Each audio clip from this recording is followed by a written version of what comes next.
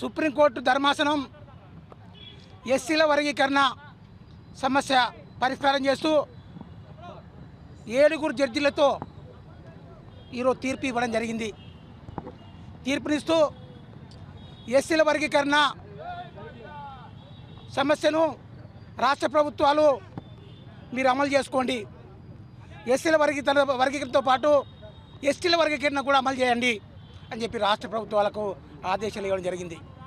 గౌరవ మందకృష్ణ మాదిగ గారి నాయకత్వంలో గత 30 సంవత్సరాలుగా అంచెలంచెలుగా అలుపెరుగని పోరాటం చేయడం జరిగింది. ఈ యొక్క వర్గీకరణ పోరాటానికి గౌరవ మందకృష్ణ మాదిగ గారు చేస్తున్న పోరాటానికి ఇక్కడున్న ప్రజలు, ప్రజాస్వామికవాదులు, కుల సంఘాలు, ప్రజా సంఘాలు, అన్ని రాజకీయ పార్టీలు మా ఉద్యమానికి సపోర్ట్ చేయడం వల్లనే ఈ 30 ఏళ్ళుగా సుదీర్ఘంగా పోరాటం చేసి ఈరోజు విజయవంతంగా మేము వర్గీకరణ సాధించుకున్నామని చెప్పేసి మేము అభిప్రాయపడుతున్నాం.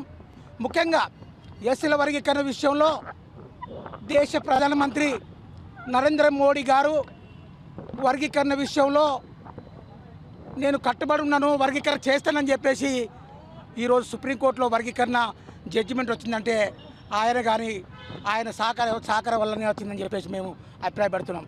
అదే క్రమంలో గతంలో వెంకయ్య నాయుడు గారు, మరి అదే క్రమంలో మన కిషన్ రెడ్డి గారు, బండి సంజయ్ గారు, ఈ బీజేపీ నాయకులంతా కూడా మాకు సపోర్ట్ చేసి వర్గీకరణను మరి ఈరోజు సమస్య పరిష్కారం చేసే దిశగా వాళ్ళు మాకు మాట సాయం చేయడం జరిగింది. దానికి మేము బీజేపీ పార్టీకి, అదే క్రమంలో మోడీ గారికి ధన్యవాదాలు తెలుపుతున్నాం. అదే క్రమంలో ముఖ్యంగా కృష్ణ మాదిగ గారు చేస్తున్న పోరాటంలో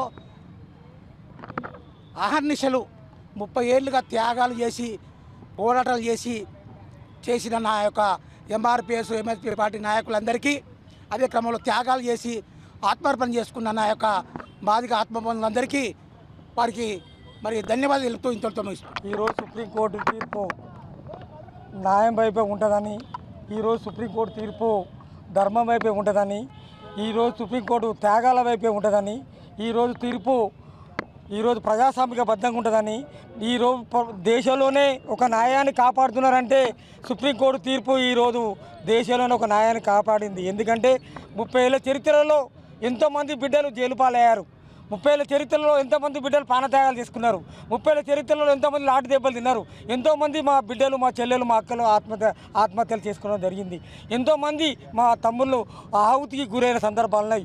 పోలీసులు కొడితే కూడా హైదరాబాద్ నగరంలోనే భారతి లాంటి నా చెల్లె చనిపోయిన రోజులు ఉన్నాయి. పోలీసుల ఒత్తిడికి తట్టుకోలేక ఆత్మహత్య చేసుకున్న మా తమ్ముళ్ళు ఉన్నారు. పోలీసులు కొడితే లాఠీ దెబ్బలు తిని లాఠీ దెబ్బలు తరిగిపోయిన మా తమ్ముళ్ళు ఉన్నారు.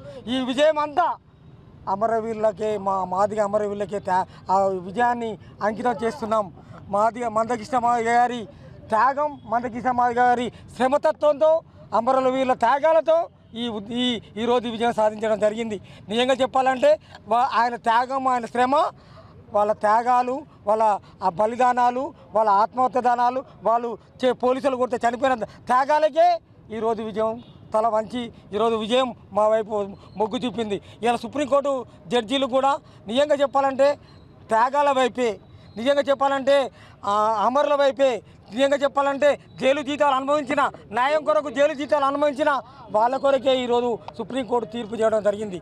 ఈరోజు అమరులైన నా మాదిగ అమరవీరులందరికీ మాదిగ ఉద్యమం తరఫున వారు ఆత్మశాంతి చేకూర్చాలని కోరుకుంటూ వాళ్ళకే ఈ విజయాన్ని అంకితం చేస్తూ వాళ్లకు మందకృష్ణ మాదిగ శ్రమ, మందకృష్ణ మాదిగ త్యాగం వల్లనే ఈ వర్గీకరణ జరగడం జరిగిందని కోరుతూ